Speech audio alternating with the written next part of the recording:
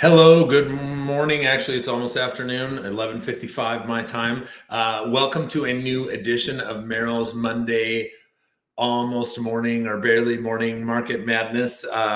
Today, I'm going to be looking at today's April 1st, and I'm going to be looking at the Phoenix metro housing market and talking about how our market compares to March. What happened in March this year? How does that compare to March of last year? How does it compare to previous Marches in terms of what we're seeing and what's different? And ultimately, kind of looking at what do we think is going to be happening with house values and doing our very best to look through our extremely cloudy crystal ball today.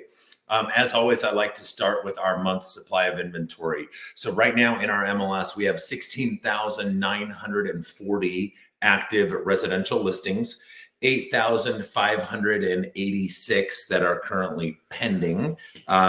And 6,333 that have closed in the past 30 days, giving us a month supply of inventory number of 2.67, which is pretty consistent with where it has been most of the year, been sitting right in the pretty much between 2.5 and 3 almost all year. And the reason why that's interesting is because, it's a nice tool to help us measure how hot is the market, how many buyers are buying compared to how many sellers are selling. If no new homes were to come on the market, how long would it take for everything to be gone? And right now at that current pace, 2.67 months, which would imply a seller's market. And it really depends. I mean, that's a very broad term because we're looking at all of Phoenix and all price ranges. I certainly would not call all of Phoenix and all price ranges a seller's market, unfortunately. There are areas and pockets that are definitely seller's market. There are other areas and pockets that are definitely much more of a buyer's market. So it just depends. But overall, as a whole, we are still leaning in a seller's market direction. And I think that's going to be evidenced by our final numbers for March. So let's dive in. What happened in March? So today's April 1st. So I've got the final numbers in for March. We had 6,671 homes close in our MLS. The average sales price of all, 6,700 of those closings was $581,627. The average sales to list price ratio was 98%, and the average days on market was 64 days. Now, that probably doesn't help you if you don't know how that compares to what we've done previously. So let's dive in most closely on the average price first. So the average price of 581 compared to February, so just a month ago, the average price was $579,808. So month over month, average sales price increased 0.3%. In other words, average sales price pretty much flat month over month. Typically, we wouldn't expect to see a huge change in month over month pricing anyway. But year over year, so if we look at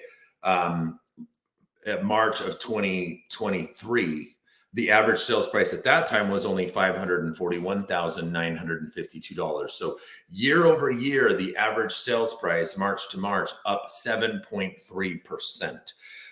Despite the high interest rates, despite all of the noise on that, home values have still risen by 7% year over year. Now, if I need to be fair here, that doesn't really tell the whole story, because if we go back 2 years ago, so if we look at March of 2022, the market was still pretty dang hot in March of 2022. Yes, rates had started coming up a little bit, but it was not, the market hadn't caught up to the fact, and homes were still selling like crazy.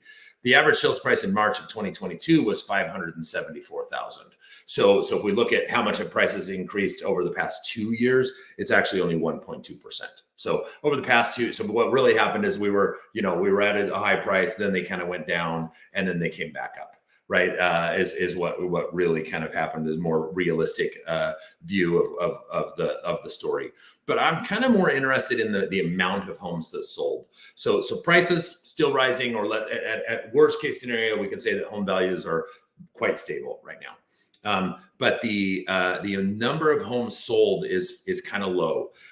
6,671 closings for the entire Phoenix metro area. Compared that to March of last year, there were 7,602. So basically 1,000 fewer homes sold in March of 24 than what sold in March of 23. Now, March of 22, again, the market was still pretty crazy back then. 10,114 homes sold in March of 22, meaning that we saw basically 3,500 fewer homes sold in March this year than what we saw sell in March of 2022. Now, I didn't even bother looking at 2021 and 2020 because the market, 2021, the market was absolute insanity and the numbers are, just going to be ridiculous. And 2020, COVID had just kind of started becoming a really, really big deal in our area and the market had kind of froze. So both of those months are kind of very skewed and less realistic data for us. But I went back to 2019. That would be what I would call our last normal market, right? Before rates had gone insanely low, but prices were still kind of rising. We were still somewhat in a seller's market. Inventory was still low, but it wasn't the skyrocketing of home values that we saw in 2020, 2021. So we look back in March of 2019, 8,490 homes sold in March of that year. So basically almost 1,800 fewer homes sold in March this year than what sold in March of 2019.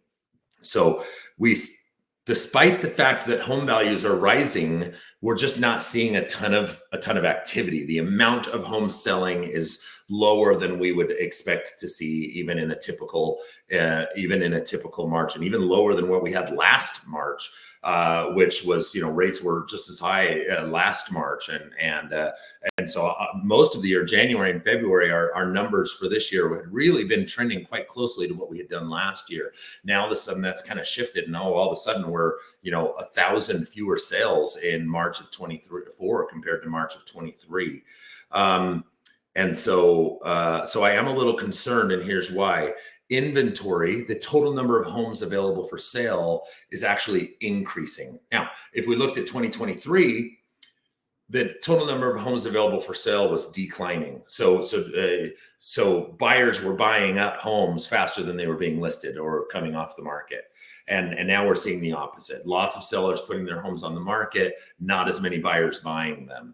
So the first Monday in March, we had 16,625 active listings. Now the first Monday in April, 16,940. So for the whole month, we only gained about 315 active listings is what we gained for the month of March.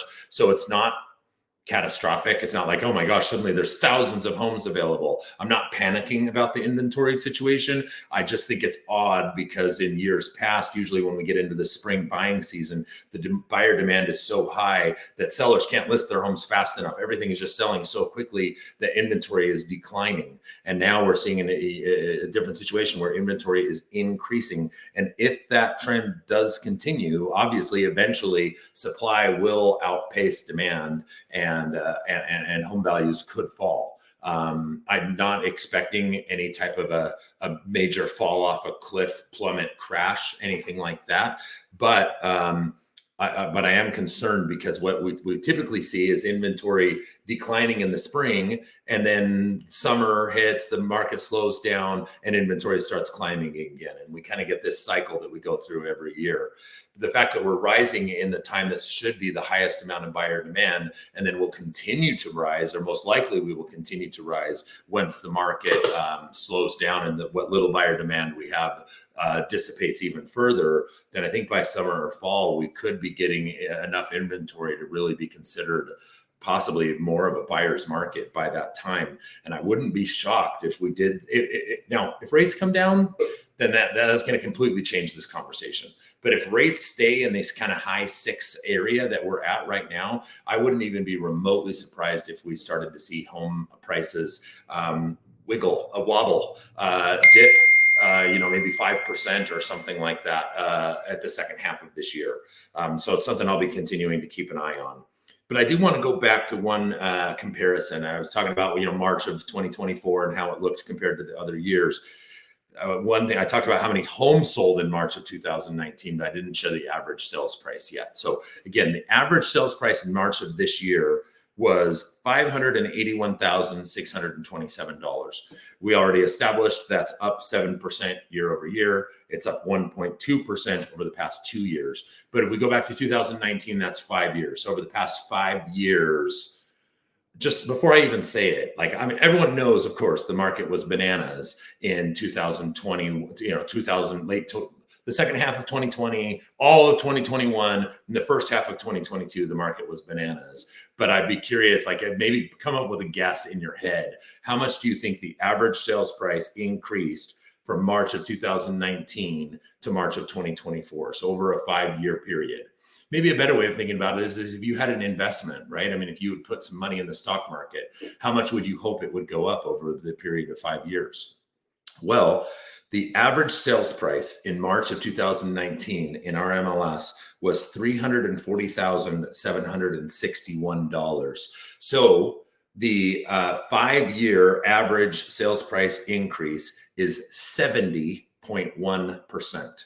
So obviously that's a bit of a ridiculous 5-year stretch. I don't think that would be, I don't think those results are typical. I'm certainly not out there telling everyone, hey, buy a house and 5 years from now it'll be worth 70% more, but it has been a great ride, a great time to own real estate. And I do still maintain that the best time to buy real estate was 5 years ago. The second best time is today. So long-term real estate always goes up. So I don't know, maybe we do see a wobble this fall. Maybe we don't. But with inventory rising in the spring, it makes me feel like we're heading towards more of a buyer's market if that trend continues. And so it's something I will continue to keep a close eye on and keep you all informed about. So hope you found this information helpful. If you have any questions or concerns, or you'd like to know more about what the market is doing in your area, please let me know. I'm always happy to help. Have a great day.